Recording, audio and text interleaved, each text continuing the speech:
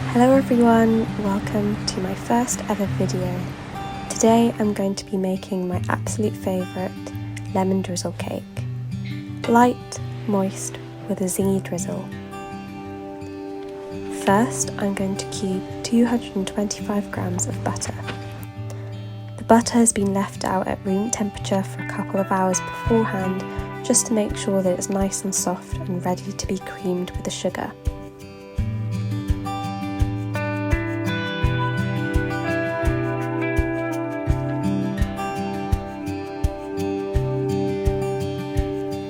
I'm now adding an equal amount of sugar to butter, so that's 225 grams of caster sugar.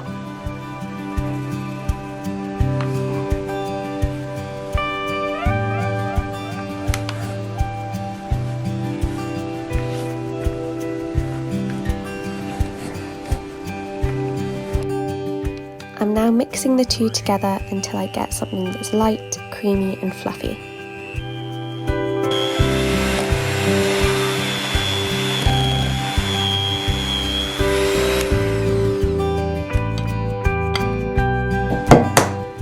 Adding in 4 eggs, 1 egg at a time, and mixing after each egg.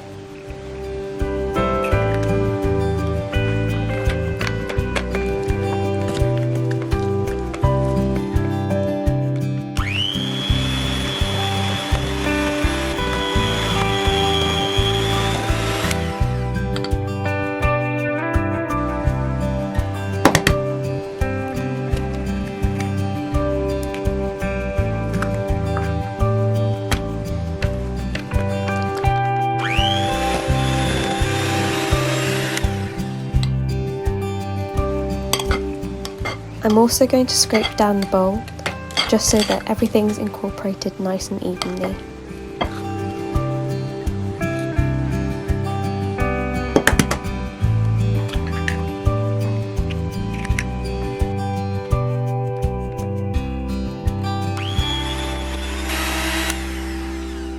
You'll notice that the mixture is now a lot paler in colour, which is what you want.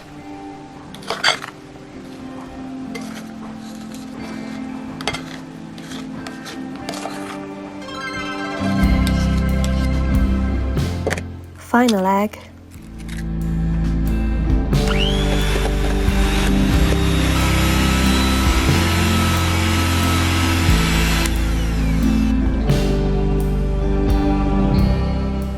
Okay, now time for the flour.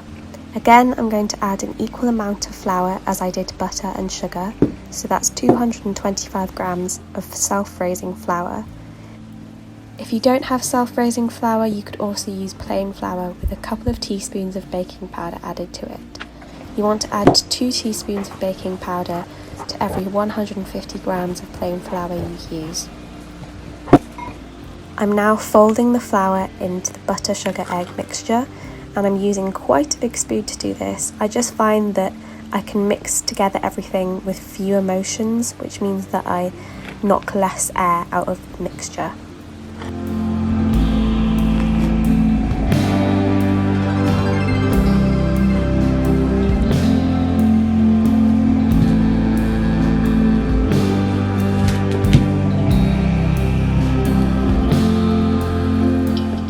Now I'm going to zest in 1 whole lemon.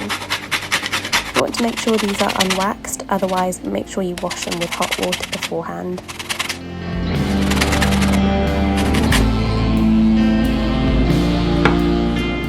I'm also going to add the juice of half a lemon. I'm just using my hand to catch any pips as I don't have a lemon juicer. This will help to loosen up the batter a little bit as it's quite thick at the moment.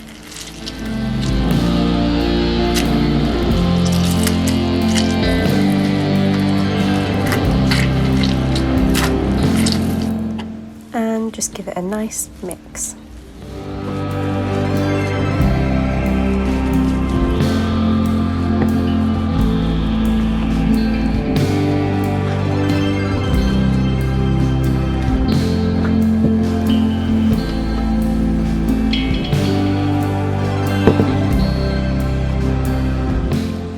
Now we're ready to transfer into the loaf tin.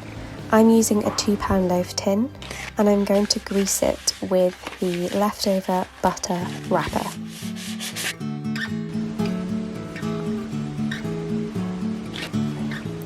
I'm also just going to dust some of the leftover flour onto the tin as well.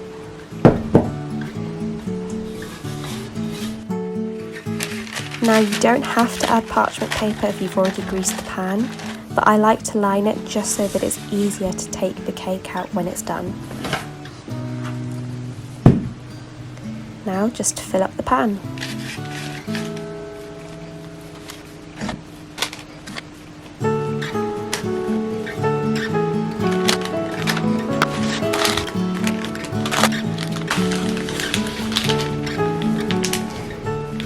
Okay, ready to go into the oven now. The oven should be preheated at 180 degrees Celsius. After about 50 minutes, my cake was done. Now you do want to check your cake is done by popping a skewer in it and making sure that it comes out clean. The cooking time of your cake will vary depending on the shape of the pan, so make sure that you keep an eye on it because you don't want to overbake it. Now I'm just creating some holes with a skewer so that the drizzle can seep into the cake. My drizzle is the juice of 1½ lemons with 2 tablespoons of icing sugar, and I've put this on the hob for a minute or so to warm up and melt together. This means that I get more of a syrup. Typically, these types of recipes will use caster sugar or granulated sugar to give you a crunchy topping.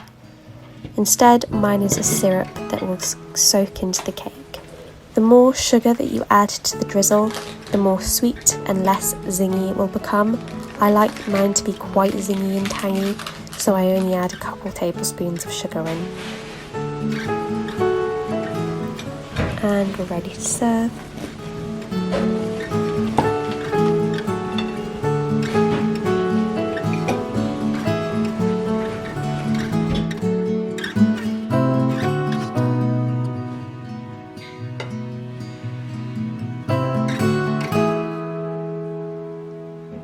And there we have it, my finished lemon drizzle cake. I hope you enjoyed watching and I will see you next time.